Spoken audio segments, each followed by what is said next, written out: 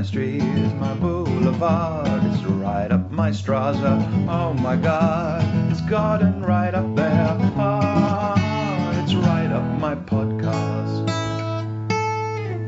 Oh. Welcome to Right Up My Podcast. I am Gwen Watson. And I'm Kate White. And this is the podcast in which we talk to inspiring people about the proactive ways that they have to make you feel good. Although, in fact, this episode is slightly different because we're talking to a super inspiring bloke about the ways that he makes other people feel good. Yes, we are. And this episode, we are talking to Maff Potts, who has founded a charity called Camerados.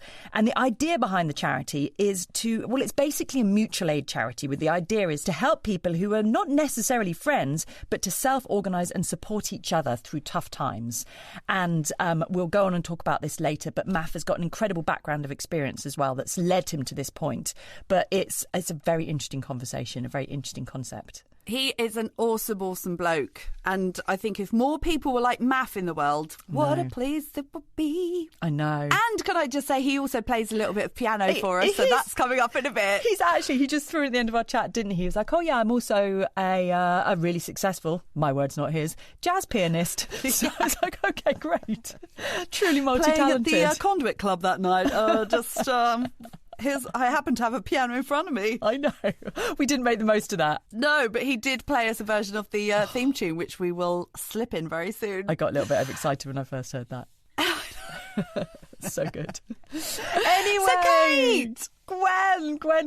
What's been going on? Well, since we last spoke, since the last episode, I have flown our borders and disappeared off to France for a week, and it has been heaven. I went to the Alps, and as you know, anyone who listens to this podcast regularly will have heard me bang on in the past about how I used to live and work in the Alps, so it's always a very happy place for me to go to. It's your second home. It is. And we do both love a bit of France, although I will say at the moment, I feel like amongst my friends and amongst loads of people who I follow or just come across on Instagram, everybody's skiing at the moment. Every bloody person. They're all skiing. out there rubbing our faces. I know. But what cost of living crisis? That's all right. Bring me another van show. Put it on the credit card. But anyway, not you, Kate. I don't feel that you're rubbing our faces in it. Tell us all about it. Thanks, What's Gwen. it like out there? Rob. One interesting thing we did this year was we decided we didn't want to fly. And actually, I was thinking back to that activism and optimism episode, and where we were talking about things that we can do. And you and I both had a major attack of the guilts after that, didn't we? I think it. Yes, because in the intro to that, we were both talking about which holidays we'd just been flying on. Jet setting off to various places. So we decided we were going to get the train this time. Well, firstly, climate change, and secondly, prohibitively expensive to fly, because there's just no way we could have afforded the flight. So we got the train. Train travel is such a nice way to travel, particularly if you're not if it's not functional, it's not in the UK and it's because you've got to get up to Manchester for whatever workshop you've got to do and you're late in the train. Oh, yes, okay. But if it's a sort of like, I think the point I'm trying to make is I had to change my headspace. When flying to a holiday, it's like just get there quick, get in, get out. It's just a functional thing to get you to where you want to be. But we took 2 days to do this train journey because we were travelling with children. We didn't want to be doing it at 5 a.m. in the morning and arriving at midnight. That was just going to be levels of hell beyond what we could cope with. So can you tell us where you were going from A to which B? So there's A, B, C and D thrown in here. So we went from Bristol to London, London to Paris, Paris to Bourg-Saint-Maurice, Bourg-Saint-Maurice to Landry. We took 5 trains to get there. So when I say it like that, it's not surprising that it took us 2 days to do it. But it was such a beautiful train ride. If you're just in the headspace of like, this is part of my holiday. And the things you see that you don't see even from a car, really. Little villages you go through and, little farms that you see and seeing the landscape change as we went into the mountains. It was really beautiful. And I kind of imagine, like, you're not on a Riva Cymru Wales trains with a bunch of pissed up lads or lasses jumping on at Swansea with their Smirnoff Ices getting louder and louder as you head towards Cardiff. you're going. So presumably you're on pretty nice trains. Is it the TGV? It wasn't the TGV. We went for the budget option. The TGV shot past us at high speed at one point as we chugged our way to the next local stop. We went on. But do they do trains better there though? Oh, they did a double decker. The trains that we were on were double-decker, which was very exciting. Although if you get the slightest bit motion sick, don't go on the top deck because you get the full rocking and the rolling as you go along the tracks. And there was no cafe or bar or anything like that as well. So you had to come fully stocked. Otherwise, you were going to have a long 8 hours. But so it was like the EasyJet of French trains. It was called WeGo. But it was comfy, and you have a little table and... It was lovely. I enjoyed it a lot. That sounds so nice. I enjoyed it. I mean, it was more fun on the way there than on the way back. On the way there, you're all excited and it's lovely. On the way back, you're like, oh my God, I've still got another 5 trains to get. I can't cope with this any longer. And they were packed out. And then when we got the train from London back to Bristol again, they'd booked enough passengers for a 9-carriage train, but only a 5-carriage train had rocked up. So welcome back to the UK, UK, Blighty. So everyone was like standing up and climbing over each other and all that jazz. Why did they do that? Why is this country so shit at so many things? I'm sorry to sound like I'm complaining, but sometimes it's so shit. Well, it's just impossible to do the right thing in the country. Like, well, I won't drive, I'll get public transport. But public transport's either so expensive or cancelled or doesn't exist in the first place. Like bus services have been slashed left, right and centre. Yeah. Oh, I feel like a right moaning old woman.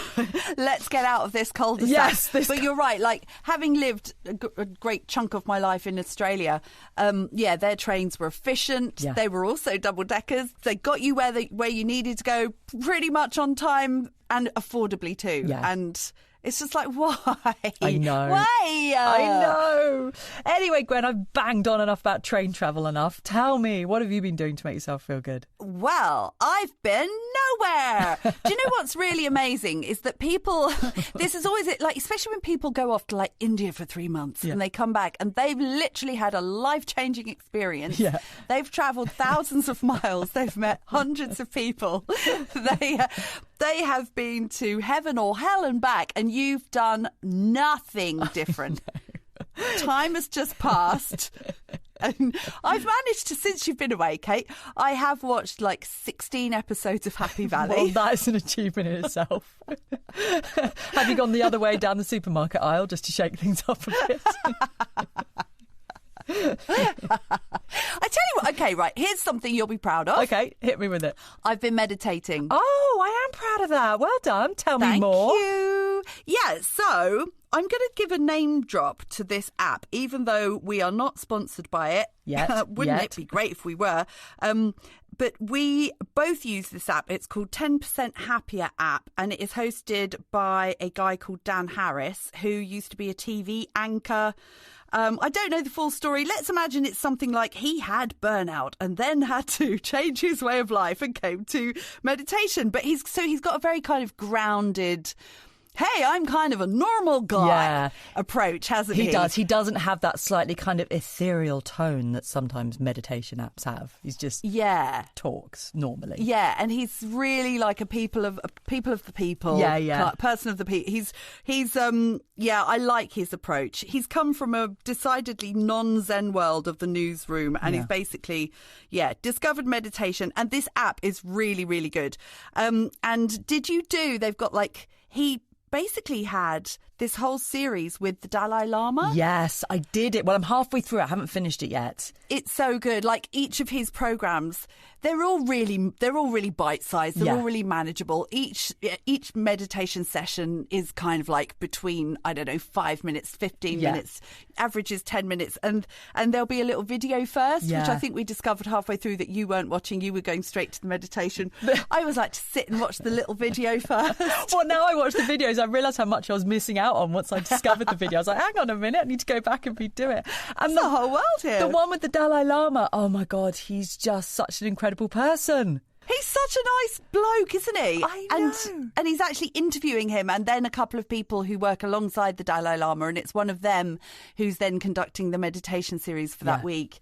It is brilliant. I quite like some of the morning ones. There's so many in there, and I found this series of just standalone morning meditations, just setting you up for the day, like in a really positive way. Yeah. I just think, it's so much better than any of the other meditation apps I've sporadically and half-heartedly used. Yeah, over the same years. actually. Yeah, same. And I did have a big gap. I did pay for a subscription back in April. There's been a very big long gap, and then I'm like, right, I've got to get back on it.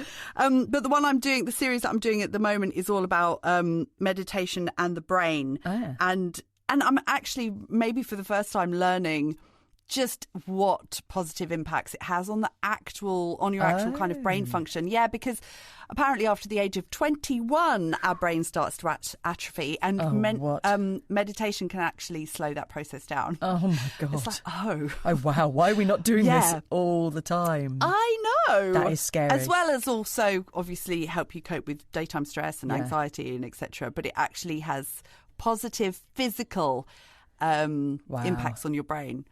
Do you know what? When I was away, I fell over and I hit my head really hard. And the first thing that I thought afterwards was like, oh, God, there's another 40,000 brain cells I just bashed out of my brain, out of my skull. I know, right? We've got to look after our brains. Jesus Christ. Did you know that just made me think My Favourite Murder, which is my favourite podcast I listen to, they talk about a lot of murderers, and oftentimes a lot of those murderers have had a head injury as a child. Have they really? And it's just given a big total personality change. Yes. That's interesting. And terrifying.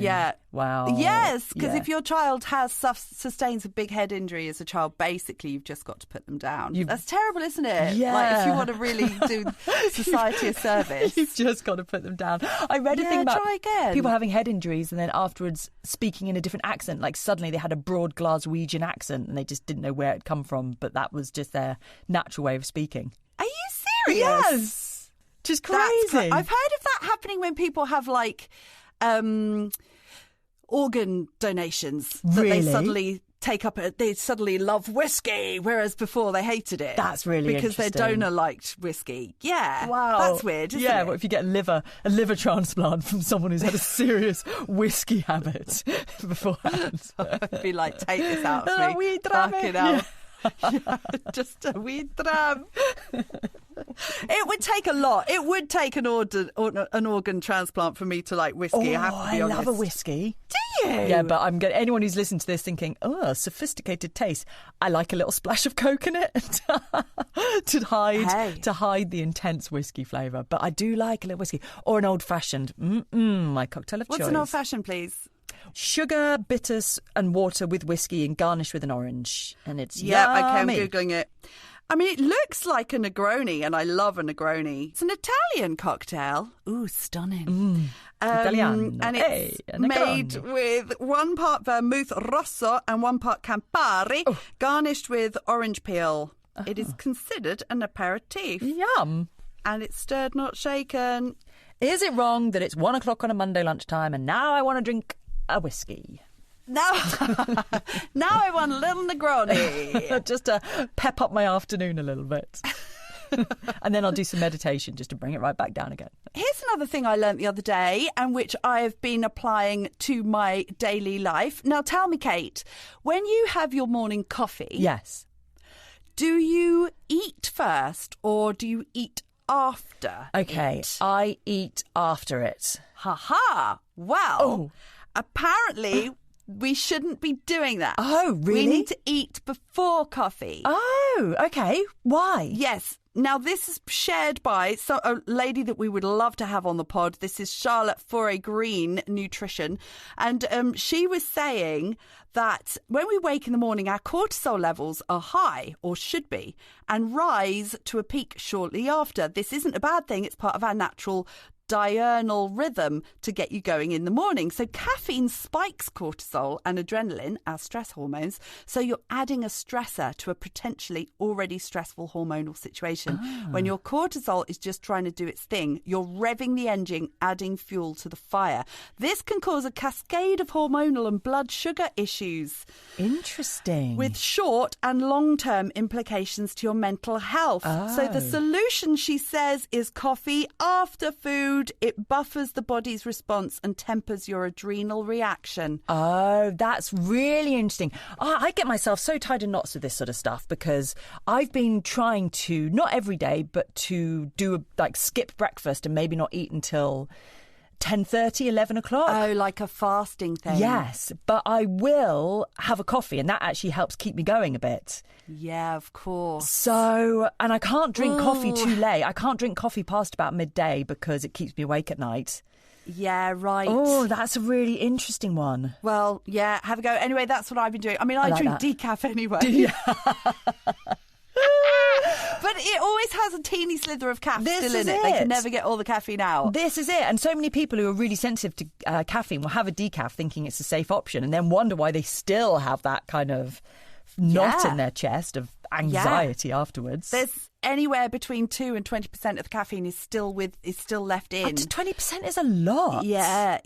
It really is. It really is. And when you're super sensitive to caffeine, which I am now, then so I can't have more than one coffee in a day. Right. Wow. Yeah. Depending on the brand. Yeah. Is there anything else that you found as you've evolved through life you can't tolerate anymore?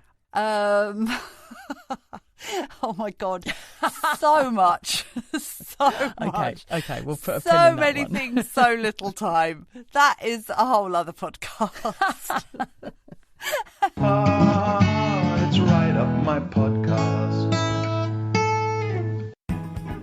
Now, before we get started, we'd just like to remind you about our Patreon. This is where we put all our episode extras for free, and for the price of a cup of coffee a month, you can join the very exclusive Rump Club. Yes, as a member, you will get access to extra Wiffle Waffle from Kate and I, behind-the-scenes content, music and lyrics from our incredible jingles, and we're even going to put some bonus episodes up there too. The funds from Patreon go towards covering our running costs, as well as earning our unending love and gratitude. So if you'd like to become one of our supporters and join the Rump Club, head on over to patreon.com/writeupmypodcast.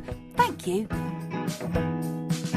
So this is episode 39, all about connecting people. So yes, this episode we are talking to Maff Potts, who is the founder of the charity Camerados. Now, just to give a bit of background to Maff's life before he set this up, he spent 20 years working nationally across the homelessness sector. In a variety of roles, he ran the largest homeless service in the country for the Salvation Army, as well as being CEO of the award-winning organisation People Can, which worked with homelessness, criminal justice, domestic violence and addiction services. Maff also ran the government's programme to modernise homeless centres, and he even set up a homeless shelter one Christmas for the charity crisis in the Millennium Dome, which is... What a bloody dude. What a bloody dude. So I think before we get into our chat with Maff, it probably is quite helpful just to set the scene a little bit about what the charity Camerados actually do. So the main focus of their work right now is helping people set up something called a public living room. Now, Maff goes on to explain really well what these are. You'll hear us talk about and mention them quite early on in the interview, but just hang on in there because we do give a full explanation of what they are further in. And before we get into the interview, I would just like to make a little apology about the sound quality, because despite the fact that Maff was recording in the Conduit's own podcast suite, it did sound at times like he had people above him playing ping pong while wearing stilettos. So sorry about that. Anyway, back to you, Kate. So we started our interview with Maff by asking him, what is Camerados? It sounds a bit pretentious to call it a movement, but that is what it is, because I didn't want to set up an organisation because I found in 20 years organisations tend to eat themselves, and you focus on what's important to you rather than what's important to the people you're trying to help. So I wanted to put mission first, and the best way was to go directly to people in the streets and work directly with them and get them to do stuff. So it's a movement, people popping up all over the UK and actually all over the world now. Most of them are setting up these things called public living rooms, but some of them are just camerados in their daily life. They wear a little badge like this I've got on with a C on it, and they think that the best way through tough times is people and purpose, looking out for each other, basically. And what might that look like in people's day to day? Well, in your day to day, we kind of keep it simple. We've learnt in the last 7 years there's sort of 6 principles that kind of help make things on the level with each other, because people are weird, and hands up. We bring with us our own baggage. It's just very strange. We want, like these public living rooms, for instance, we want them to be on the level and everyone equal. But the first 2 questions anyone asks when they come in are, who's in charge and what are the rules? And I think that tells you a lot about how messed up people are. So these principles you can use in your daily life, and I can run through them at some point. But the gist of it is, when you're with someone, don't feel you have to fix them is a big one. Just be alongside talking. I'm a big believer that an hour's talking about your favourite biscuit is an hour well spent. Yes. I don't have to get into your life and start telling you what to do. So no fixing's a big one. Permission to be rubbish. Our most popular bit of merchandise is a badge that says, I'm a bit shit sometimes. I love that badge. And it's just a leveler, we're completely obsessed everywhere you go, particularly in services and charities, with everyone being fixed and fantastic and a success. And you know what? It gets a bit wearing after a while. So just permission to be rubbish. And then there's other principles too. And the one that is the sort of magic light bulb for a lot of people, and I get stopped by people saying that they've used it in their classroom, in their workplace, in their hospital, is if all else fails and you're with someone who's having a really, really tough time, the real magic one is don't help them, but ask them to help you.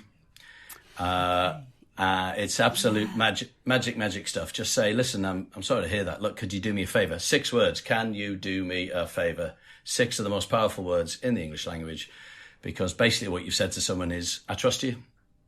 You have value. You've got something to offer. I think you're great. And you're also saying, I don't have all the answers. And within 5 minutes, that person who might have been crying or whatever at the edge is suddenly saying to you, listen, Maff, calm down, mate. I've got it. I know what you should do. What you want to do is, blah, blah, blah. And they've got a sense of purpose, and they've come out of their own problems. So, yeah, that's one of our ones. I love that one, because I watched that video of you talking about the meaning of life, and you were saying how you've literally been in conversations. No, it was great. It was so good. I've got notes. So much I've got notes, but what is it about that makes you cringe? I don't want to dig into these old wounds. Well, I suppose it's the closest I've come to a TED Talk, and loads of folk have watched it, and that's all great. But it was a car crash. I mean, brilliant. I'm on stage in front of 1,000 people, and all my PowerPoint just goes completely to hell. But never mind. Anyway, it was great. You did it with humour and grace, and the audience loved it.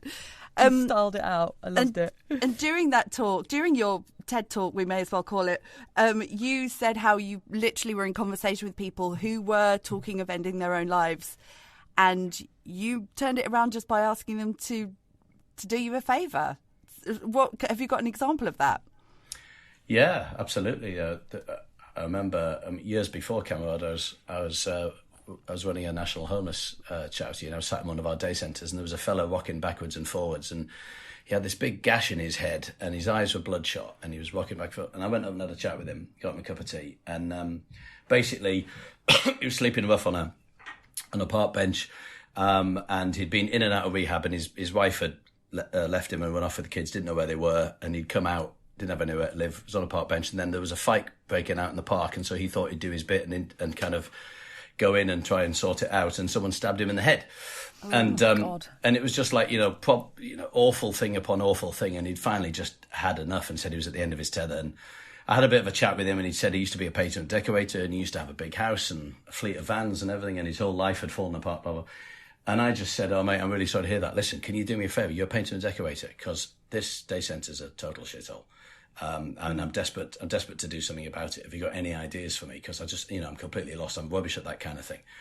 And he said, well, can you show me around? So I showed him around, and we went from room to room, and he said, right, what you want to try here is this. What you want to try here is it. Mm-hmm. And then he said, listen, I'll tell you what, Tuesday I'll come down. I know some guys. We'll have a go. Can you get me the paint? I said, yeah, I'll get you the paint. He said, right, I'll do it. And basically, literally 10 minutes previously, he was rocking backwards and forwards. Because I said to him, what's your next plan? And he said at the time, I just want to end it all. 10 minutes later, he's telling me how to go around the edges of door frames with paint and what to do. And he came back and he painted the day centre for me. That's purpose. Brilliant. Yeah. That's totally. what that is, isn't it? Purpose. That's it. I want to know the other. I want to know the other of the 6 missions. The 6 principles. Oh well, so there's no fixing. Just be alongside. There's permission to be a bit rubbish sometimes. If you see someone struggling, ask them to help you. And then a big one, I have to say, this was the one that made us set up public living rooms, was mix with people who are not like you. When we did our very first public living room, we did it inside. We had no money, so we did it inside an undertaker's garage because it's all we could get a hold of. Nice. Where I used to park the hearses, they gave us it. And then we made tea and coffee in the mortuary where I used to keep the bodies. And this was our very first public living room in Sheffield in January, in winter. And we put up some fairy lights and some sofas, and we put a piano on the street and got the coffee on. And the flood of people that came in, we suddenly were like, oh, I've never seen this before.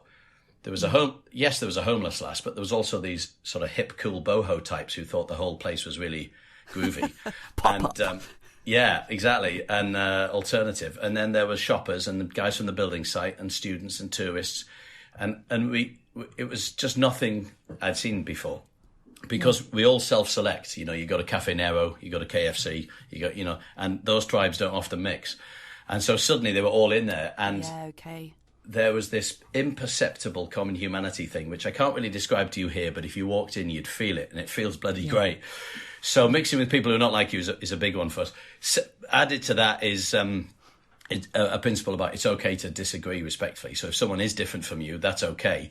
Now, this is the principle most Camerados struggle with, because, we say if someone's racist, sit down, have a cup of tea and talk to them about it. That doesn't go down too well with a lot of people in our movement, so it's a real struggle. A lot of these principles sound really, really fluffy, but once you once you hit the road with them, you find them quite hard.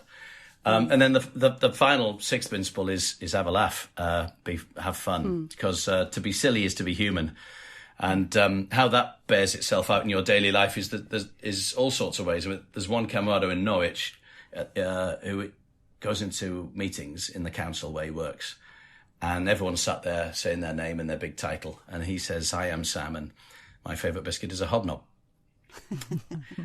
And before you know it, the head of the council beside him kind of suddenly looks a bit quizzical and then says, "I'm David, and I'm more of a custard cream man myself." And then the sort of connection just spreads throughout the meeting, and everyone can be human with each other.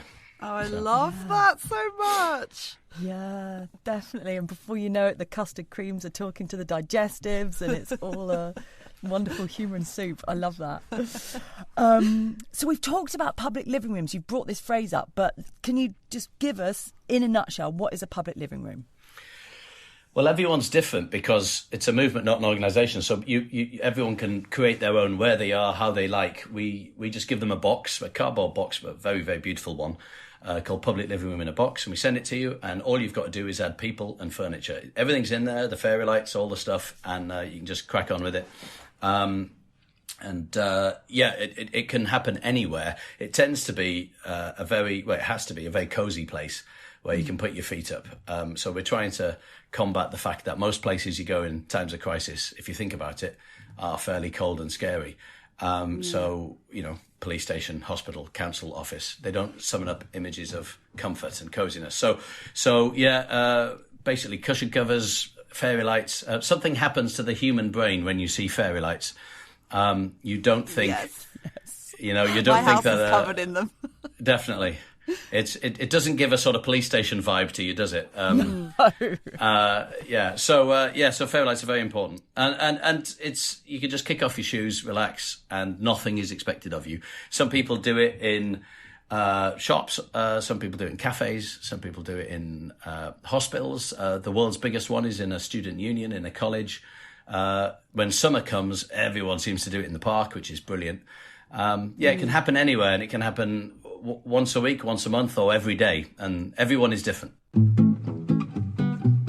I got a be somewhere soon, but my heart's stuck in this room, thinking about the love we shared and how it all just disappeared. I don't know where I'm going, but I know I can't stay here. I gotta find a way to move on and leave behind this fear. I packed my bags and said goodbye to all the things that made me cry. I'm on the road to find myself and leave behind this broken shell. I don't know where I'm going, but I know I can't stay here. I gotta find a way to move on and leave behind this fear.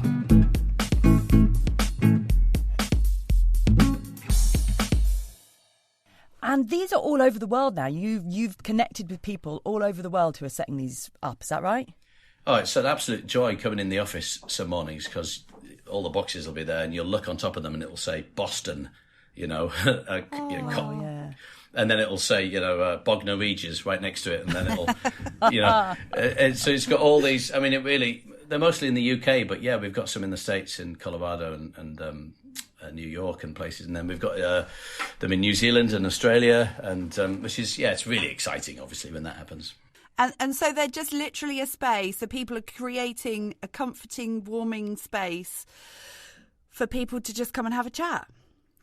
Yeah, they don't even have to have a chat, actually. They can just come and be. But if someone talks to them, that'd be lovely, I guess. But, I mean, it's run by the people who walk in. They're not staffed, you see. So it's whoever wanders in. And we just have a few very subtle messages. And this is the real tricky thing. To make it more than just sofas, we just have a few little messages like coasters, little poster, little book or something. And you just have a look and it basically says, oh, no fixing. It's okay to be a bit rubbish. And it seeps in that you know what this place is for. And that's, but you've got to be subtle about it, because if you're not careful, and this is why, we find it hard to work with the system. If you're not careful, there's a sign outside saying, isolation and connection centre, come in, fill out the form, so any little thing can make people feel they're being done to. So you've got to be careful with the messaging. Language is so important. Yeah. I read as well that you like to you put these postcards for people to share their personal stories. Yeah. So in the box, there's a load of postcards. There's also a washing line with clothes pegs, and they can hang up the postcards, because much more powerful than a notice that says, come in here and connect, is if you go in and you read a postcard that says a beautiful story. And we've had some incredibly moving ones, and it just gives you an idea of what the place is for. Can you give us an example of one of those? Because you were reading some of those out in your TED Talk, and they were just so they're so moving. Just how people's lives can be turned around in just a couple of hours' time. Yeah, I remember that very, very first public living room getting quite a shock. There was one of the postcards just said, I had a miscarriage 3 weeks ago and haven't been able to go to work. And every morning I get dressed and I set off and I can't make it in. But today I spent a couple of hours in your public living room chatting to folk, and I feel much more confident now I'm going in. That was a great one. And yeah, I think the one I mentioned in my talk was a woman who wrote, I've just said goodbye to my husband for the last time on the cardiac ward. And I didn't know what to do with myself. I came in here and I met a stranger and she got me through the night. And I think the thing is, in times of real proper life crisis, you don't necessarily want to kind of access a service or an intervention. You just want to chat nonsense over a cup of tea with someone for a while, and you'll find probably that you connect a bit deeper, Yeah. And in those moments, it can be such a relief, actually, just to have I'm doing air quotes here, like a normal conversation, and not have to be accessing all the pain and the trauma or whatever it is that you're coping with right then. Just to talk about biscuits, just to keep that analogy going, can be a real comfort in itself. Definitely. And one of the stories I really liked was, I think he was a cancer surgeon who was just really struggling with his work. And on a break, he came into one of the living rooms and he said he had a hug. And it was that hug that basically made him feel all right and made him feel able to go back into work again. And it's like, yes, it's connection, isn't it? It's just connection. And a lot of us are living really disconnected lives now. We were anyway. COVID's made us more disconnected. A lot of people we haven't really got back to how connected we were pre-COVID, have we? No, I was kind of hoping that the pandemic would have given everyone a glimpse of what it can be like, though, because what happened in the pandemic was a very positive story, really, in such a terrible time, was that people came out onto their streets and chatted to their neighbours across the fence, as it were. And, we had a sing-along in my street. I took my piano out onto the street, and every 2 weeks, everyone would come out. We all had song sheets. People would pop requests through my letterbox. And it would say, Delilah, requested by Muriel at number 19, and we'd all sing it. So I got to know a lot of my neighbours. The connection was really powerful. And I think people realised that their neighbours could be part of their life and part of the answer to a lot of their problems, rather than institutions. So I had high hopes coming out of the pandemic, but I feel like we've clicked back a bit. What is it about the way that... and I can only speak for living... I live in Bristol, and I can only speak from the sphere of my own experience. But what is it about our kind of culture that we seem to fall back on that disconnection? We seem to sort of stiffen from having those personal, warmer, closer interactions.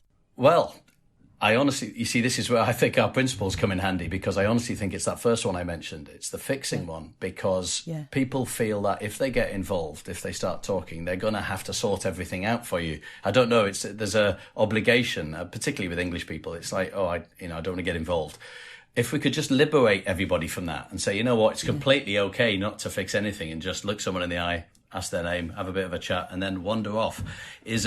Connection is enough. And people don't realise that we're obsessed, if you don't mind me getting pretentious for a second, we're obsessed with the logic model, or the medical model, which is identify a problem, issue a treatment, the problem is fixed, tick.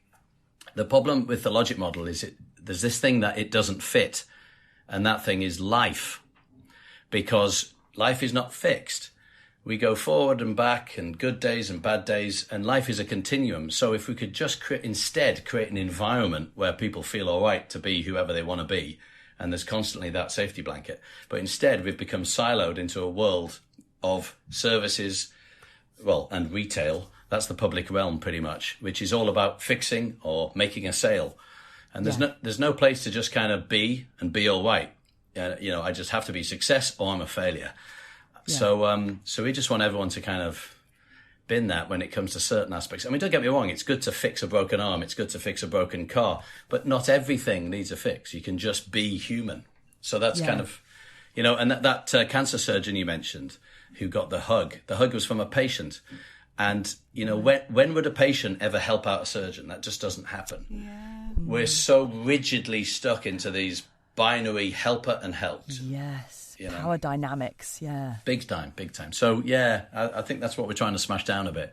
Yeah. And I wonder if some people think that, in order to have a connection with you as a fellow human being, that connection is based on us sharing our secrets. Like, it doesn't have to be that way, does it? Maybe that's... I don't know, maybe that's a bit schoolgirl of me to say that, but that kind of feeling of connecting with someone because they've told you about their deepest, darkest thoughts. Like, that's not actually the be-all and end-all of connecting with another human. No, and a guy who influenced us more than anyone else was a guy who wandered into a public living room in Blackpool about 5 years ago. Big, tall guy, bald head, looked like the butler in the Addams Family. I love him already. He was called Wayne. And he'd been in and out of prison all his life, but he was a completely lovely fella. He used to buy those bubble bottles, and he used to walk around town blowing bubbles for everybody, for the kids. And then he used to buy cupcakes, and he'd wait outside the council offices and give them to anyone who looked stressed. And that's how he spent his gyro. He just wanted to put some more good into the world. He was a lovely fella. Anyway, this fella wandered into our public living room. We overheard him say to somebody... listen, fella, I'm not your friend, but I'm your camarado, okay? I've got your back. And we were like, he was using camarado as a noun, and we always use camarado as a proper noun. It was the name of our company, our charitable company. And suddenly he's saying camarado. So we sat him down and said, what did you mean? And he said, well, a camarado's halfway between a stranger and a friend. And I said, why does it have to be halfway? Why can't it be a friend? What's wrong with a friend? And he said, friend's a bit heavy. You've got to fix your friend. You've got to sort your friends out.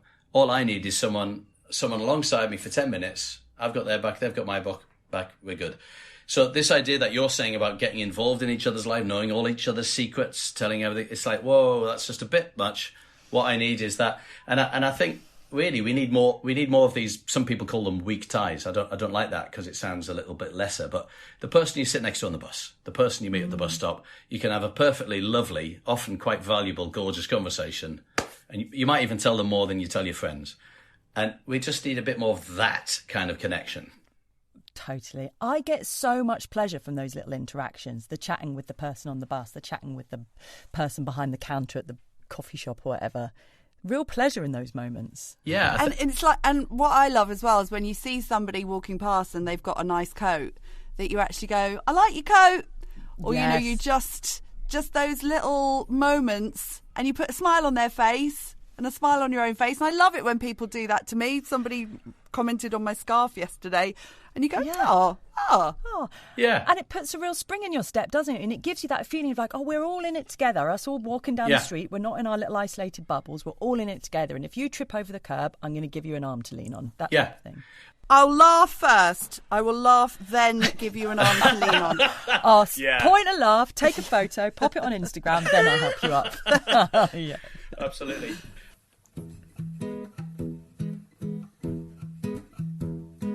I wandered wildly across yonder hilltop.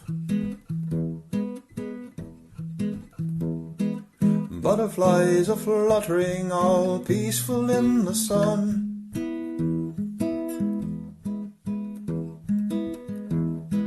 And there I spied a damsel laying in the grass. But she was just a robot, and none of this was real. Now, obviously, the ideal is for everybody listening to go set up their own public living room. But this might not suit everybody who's listening. But I guess the principles can be applied in your own lives, can't they? The fairy lights has made me think of all through winter. I do movie nights at my house. The names have changed over the episodes. Cinema Club, the Premier Lounge, etc. And basically, it's getting a bunch of us together, and we all have a chat, and we all share some food.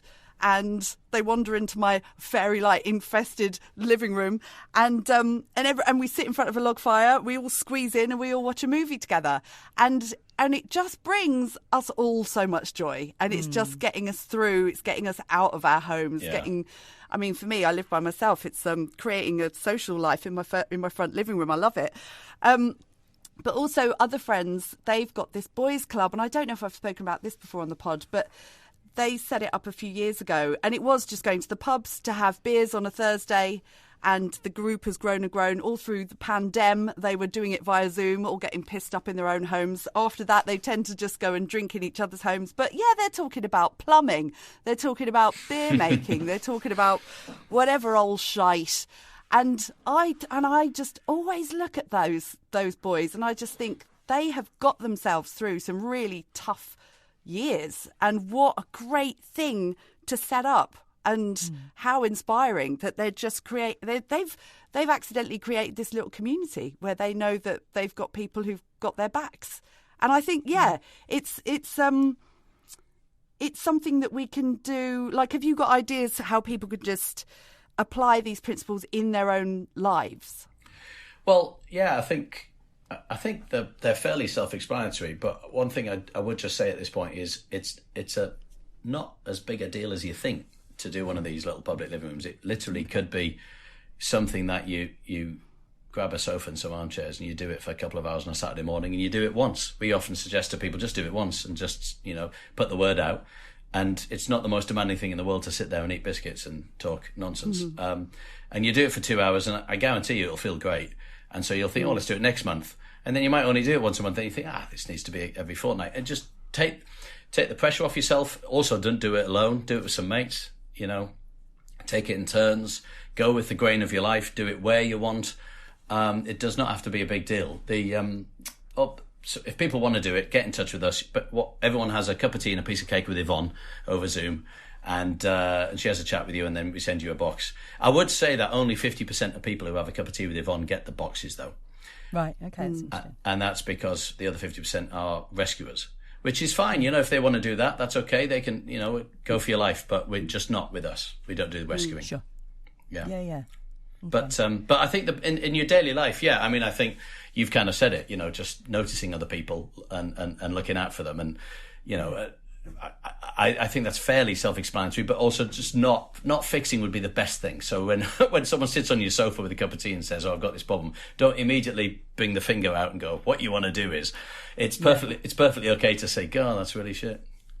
Yeah, and that's what people want to hear, isn't it? Actually, yeah. They just want you to empathise, be like, "Yeah, man, I can see that is tough." Yeah, and if you think they really are desperate and want something, I think that other principle of being able to show your own vulnerability and say something you're worried about, and do they have any advice, and what do they think of this? I think what you'll find is the dynamic shifts. They come out of their own problem into yours a bit, and they they come into yours and just kind of, you know, regain a bit of purpose and a bit of self.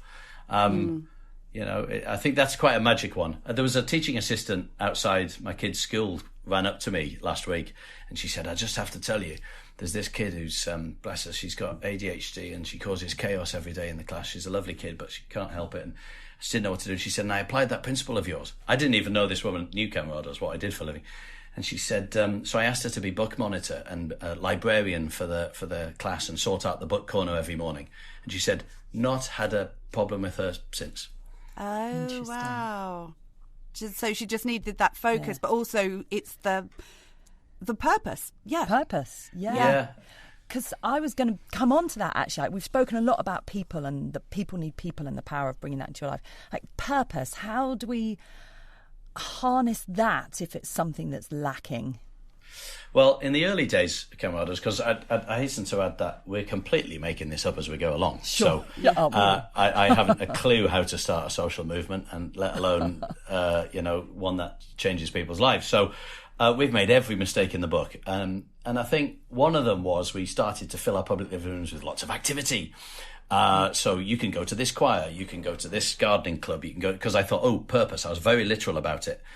And then I realised people were feeling slightly harangued. They were feeling slightly like it was a service, the kind of service that has the leaflets on the table. And actually, suddenly the massive light bulb was I realised the purpose was the connection.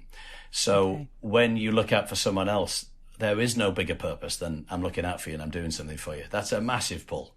So, and that can literally be giving you directions somewhere. Like a tiny little sliver of purpose in your day is, I know where that place is. Or I've got an experience I can share with you, which you really value. Someone saying to you, "Oh, thanks, actually, that's really given me some ideas." Wow, what an amazing bit of validation to you for having given them an idea. So the purpose can come from conversation. So that's not to say that some public living rooms don't have little activities on the side. So that the ones in Norwich, they have board games going on. I was just going to say board games would be a nice one. Yeah, they do board games in Norwich and in Colville. They've got on an allotment. They do gardening and that's nice. Yeah, and there's some fantastic people in the southwest who go to county shows and talk to farmers, because farmers have a massive struggle with their own mental health, actually, and they call themselves farmerados. So so you can. I mean, it's a movement. You've got to do what works for you in your neighbourhood. Yeah. And there is a lot of research and a lot of evidence to show that actually helping other people does make you feel better, doesn't it? It is a surefire way to kind of, I guess, to make you feel good. Yeah, and I hope taking the pressure off with things like a no fixing principle, you don't have to have the answer, might make more people do it, because I think some of us are put off by, that's a big commitment and all that kind of stuff. But actually just something tiny, something small, where there was no need for any answers, I think could be very big. I mean, interesting you talk about research. Obviously, we've come out of a pandemic and straight into the cost of living crisis. And I'm actually now going out onto pavements around the UK with a sofa and sticking it on the pavements in neighbourhoods that are particularly hit by the cost of living crisis, just to talk to folk. And it's amazing what you find out there, because I think that people are noticing that everyone's talking about fuel poverty and they're talking about food poverty, both of which are very important. But a recent bit of research in what they call the left behind neighborhoods, another terrible piece of jargon, the left behind neighborhoods said that more than all of those, they want a place to connect. That's literally what they came out with. They said, we want spaces to come together. So I'm going out there and trying to remind folk of this. And going out and telling people that they don't have to fix people. They just have to be with them. There's no wrong way of doing it. Oh, well, some people get very... some people say when they talk about the fixing principle, but, have I been doing it? One guy came up to me after a speech and said, oh, my God, I've been doing it wrong all this year. I've been giving people advice to go here and to go there. And, I'm a fixer. I'm terrible. I said, no, you're not terrible.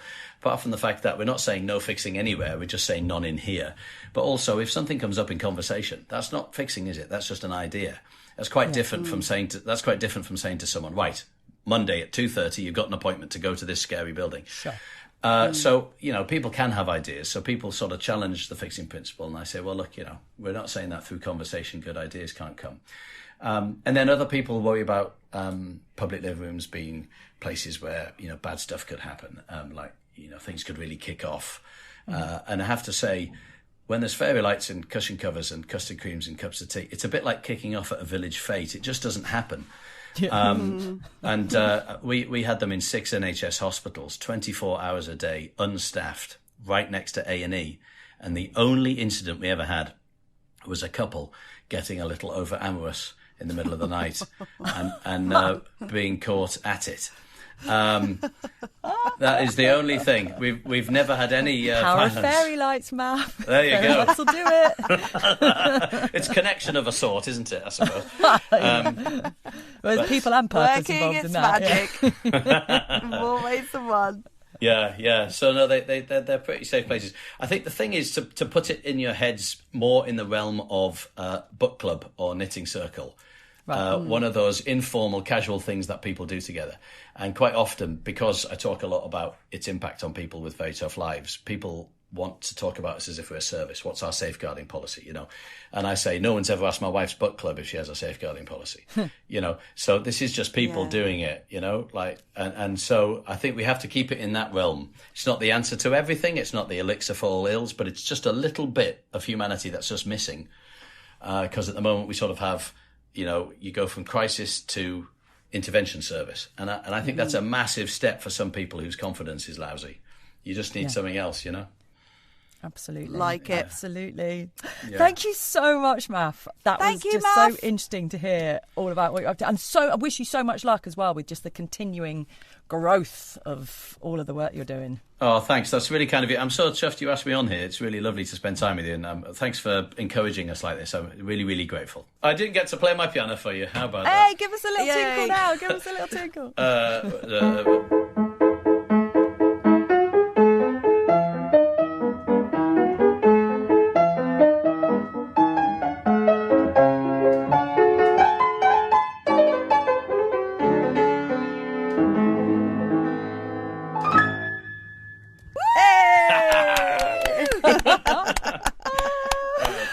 Love it.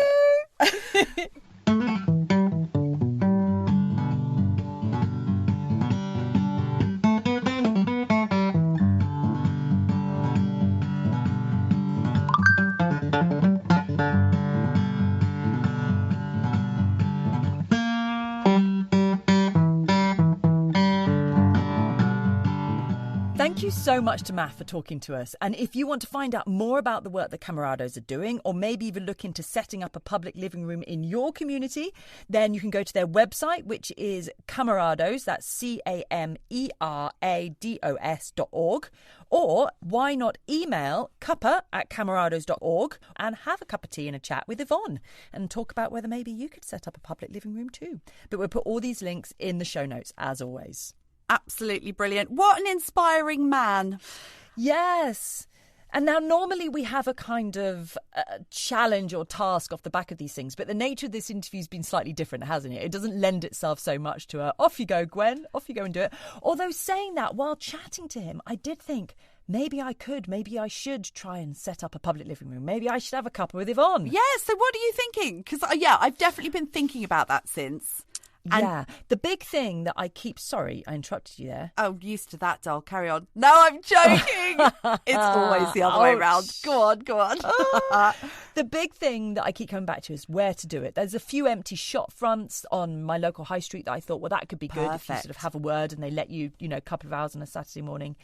The big thing that I keep coming back to, and Maff did talk about this, that, it just doesn't happen, is my fear of the behaviour. The sort of the area I was thinking about, there are some common characters that obviously struggle with addiction, whether it's alcohol or otherwise. And my fear would be if the behaviour of people in there fuelled by an addiction was something that I wasn't able to cope with, or that was a barrier for other people coming in and enjoying that space. There's like just a handful of regular characters around there, and I know they would stumble in. And, at one point, my daughter's school is on 2 sites, and at one point they're being walked in a cute little crocodile. They're all like 5 years old from one site to the other, and this particular character you see all the time there came up to him and was like, "You bunch of fucking c***s." And the daughter and the teacher at the time, he was like standing in front of them, like ushering them to the other side of the road, like, okay. And he was like body blocking this woman, and she was like lurching towards him while her boyfriend, equally inebriated, but obviously clicking that this was not appropriate, was trying to drag her away. At the end of the day, so they sent a letter home to the parents. At the end of the day, my daughter came up to me, she was like, "Mummy, someone came up to me in the street today and called me a fluffy cat." So really? Oh that's God, nice. She's got a Google Safe Search filter on. Good on her. That's amazing. So I can totally understand that you would feel a little bit reticent about opening up some doors and just letting anybody in. I can totally understand. Yes, completely. I mean, but I'm open to the fact that that's my own prejudice or my own lack of experience. Because one thing that really resonated with me is the importance of spending time with people that aren't like you. Yeah, exactly. Because we all rotate in these circles of people that are like us.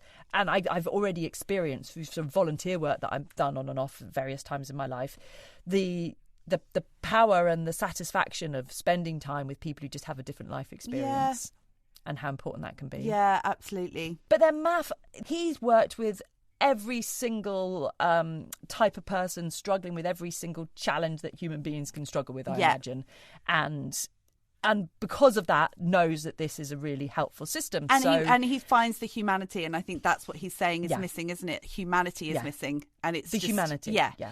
And bringing people together, and just and hearing what goes on behind that character that you see. What is the story? Exactly. Yeah. And that someone, put some custard creams and some fairy lights out, and people respect that space. Yeah. I want you to do it. I want to do it as well. I want to do it with someone else, though. Oh, yeah, I think that's a good idea. Yeah. But I can think of a few people who might be up for it. that worked really well in Bristol. And I think his thing about don't be intimidated. Just do it once. It doesn't have to be a commitment to do it every weekend. You don't even have to do it for a whole day. Do it once for a couple of hours with some friends. Yeah. See how it goes. I think that is a great idea. And I think that is a great encouragement to just try it once. Yeah. And it might be in that couple of hours that somebody has a hug from somebody or has a conversation that just really helps them. Yeah, totally. Yeah. Actually, that makes me think of years ago, I went, I don't know whether this was like an international thing that was happening on that day or it was just friends of mine decided that this was what we were going to do. But we went out and gave free hugs for an afternoon. Were you holding, how did people know you're giving free hugs? We were literally holding placards. Love that. Big sign saying free hugs. I had to wear a wig because I was feeling slightly self-conscious. And free hugs, but not as Gwen. As my huggy, braver alter ego. But it was, and at first I was just like, oh my God, what are we doing? But it was such a lovely experience. And we just did that for a couple of hours for the afternoon. And I literally had conversations with people I would never talk to usually. Yes. And I remember one guy saying to me, that's the first hug I've had in a month. Oh, my God. And, this one woman who says all she sees is like her daughter like once a week, Yeah. and she doesn't see other people. Like all these little stories that I had, little conversations that I had with people, The power just of a felt hug. it felt so important. And actually, so when he was talking, because I was thinking, I don't know whether I've got it in me to set up a local group, and but I was thinking, actually, I could go and do hugs again one day. I would like. It's about, because I think the crux of what he was saying is it's about connection. That's it. And oh my goodness, isolation and loneliness. It's just such, it's so hard. It's such a difficult thing to live with. Oh my God. Yeah. And it's just got worse and worse and worse. What with the pandemic, but also when you look, especially where I am, like rurally, those little centres that would have brought people together historically, the schools, the youth clubs, the post offices, the youth clubs, the chapels, the churches, so many of them have gone. Yeah. And those just little weekly interactions that people might have at the post office or etc., they've been removed. Yeah. And so shopping online. More and more Yeah. stuff can be done remotely. It's really we think that making things quicker and easier is better. But actually, it's not, I think, when you sort of cut out all of these opportunities for connection, whatever smaller level they are. I think we there's a loss there. We're losing something. Yeah, we really are. Yeah, definitely. And I tell you who else, an unusual inspiration. We don't usually talk about television in this segment, but as you know, I've been going deep in Happy Valley over the last couple of weeks.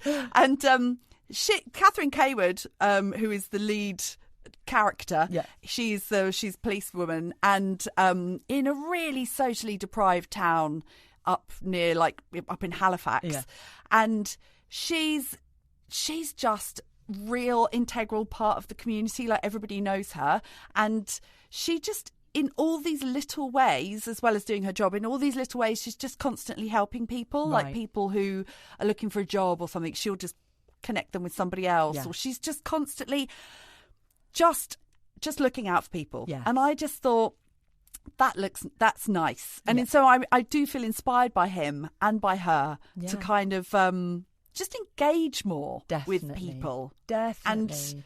And go that little step further, rather than operating in my bubble where it's like a hello and as I'm walking past, but engage more. I totally agree. And even if you don't feel like setting up a public living room is something that you can do, then those little interactions, I think, can be huge. I went into a coffee shop the other day and I was thinking about what you were saying. Someone had said to you about they liked your scarf. And I saw a woman sitting there in the most beautiful dress. And I just said to her on my way out, I was like, God, your dress is gorgeous. It's so beautiful. And she was surprised and taken back, but really kind of like, oh my goodness, that's so nice of you to say.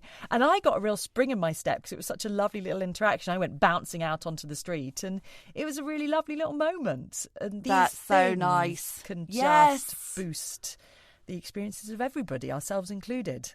Yeah. Can I go back? Oh, yeah. Go on. Can I go back to your free hugs? Did you have to go up and kind of accost people and ask if they wanted one? Or did you just stand there and people came up to you going, No, people came up to us. Did they? Yeah. Wow. We just stood there with a sign and people came up to us. Did anyone come up to you who were like, no, not for you?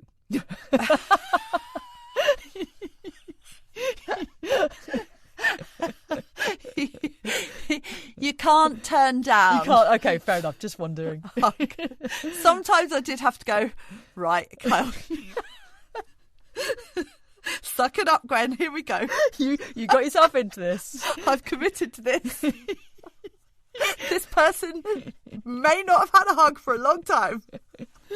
And I'm getting bloody well give them one. Good on you, bloody chick. well give them a good squeeze. But yeah, I think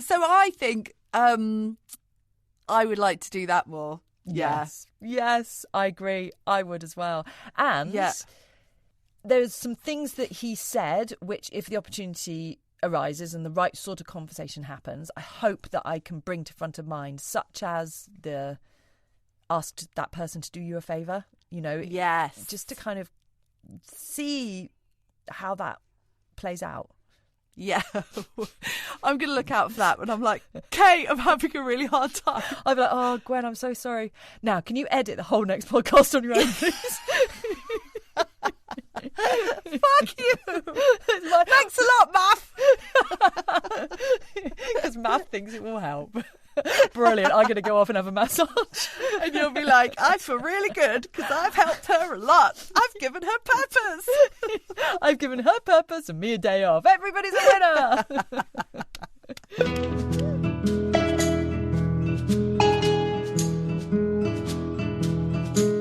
Thank you so much for listening to Write Up My Podcast. And as always, we love to hear from you. So you can email us at writeupmypodcast@gmail.com or find us on Instagram and Twitter using the handle @WriteUpMy.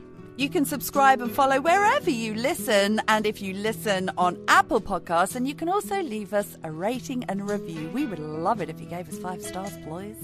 And please share with your friends. And why not head down to Patreon, where you can join the exclusive Rump Club. Go to patreon.com/writeupmypodcast. And for the price of a mere cup of coffee a month, you can enjoy all sorts of extra whiffle waffle from Gwen and I. And as always, we'd like to say a great big thank you to our very talented team. That is Andy G on the music, absolute genius. And also Erica Francis George on the beautiful artwork. We'll be back in a couple of weeks with our next episode, where we'll be talking all about how to argue better, which is a skill set that neither Gwen or I own. Bring it on! So this will be good. But meanwhile, keep trying things to make you feel good. Bye-bye! Tell me, did you like the podcast, Brian? No! Oh. If, unlike Brian, you thought our podcast was really great, then don't hold back. Like, subscribe, and tell your mate. But if, like Brian, you thought our podcast wasn't fun, then just keep quiet. Don't feel the need to tell anyone. We'd love to hear from you if you've got some thoughts to share. Such rich and lovely views that all should be aware of. But I hope you liked our podcast and you thought it was really great. And if you did, like, subscribe, and tell your mate.